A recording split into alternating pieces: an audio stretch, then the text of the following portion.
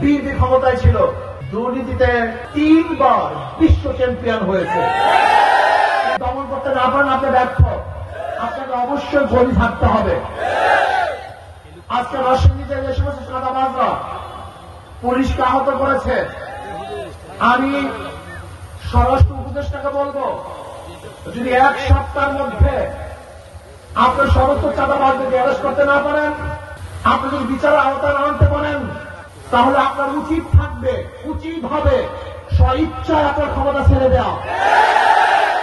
আপনার মতো অযোগ্য কোন উপদেষ্টা বাংলাদেশের জনগণ দেখতে চায় না। বাংলাদেশের চাঁদাবাজি আমরা চাই না, মাস্তানি চাই না, গুন্ডামি চাই না, লুট্টামি চাই না, দখলদার চাই না।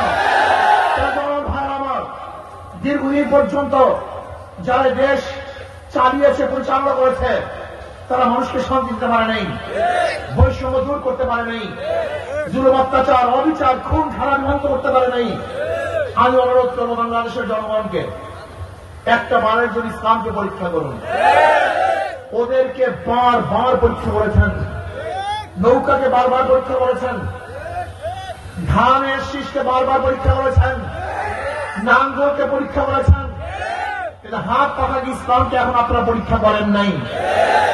ওরা বারবার পরীক্ষা দিয়েছে, বারবার ফেলও করেছে, দুর্নীতিতে বারবার চ্যাম্পিয়নশিপ গ্রহণ করেছে।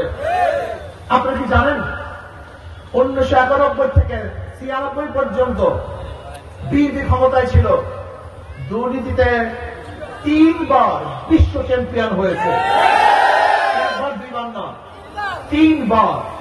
এই দুর্নীতিবাজ গণখুনিদেরকে, লুটারা, বদমাশদেরকে আর আমরা বাংলাদেশের রাজনীতি দেখতে চাই না।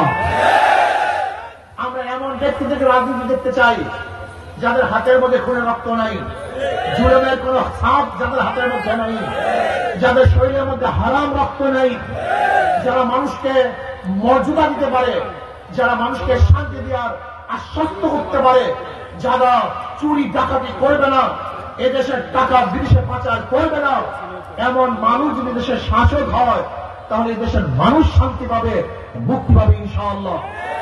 কাজে আমি অনুরোধ করবো, হাত জোড়ে অনুরোধ করবো, আগামী নির্বাচনে একটা বারে ইসলামকে পরীক্ষা করবেন।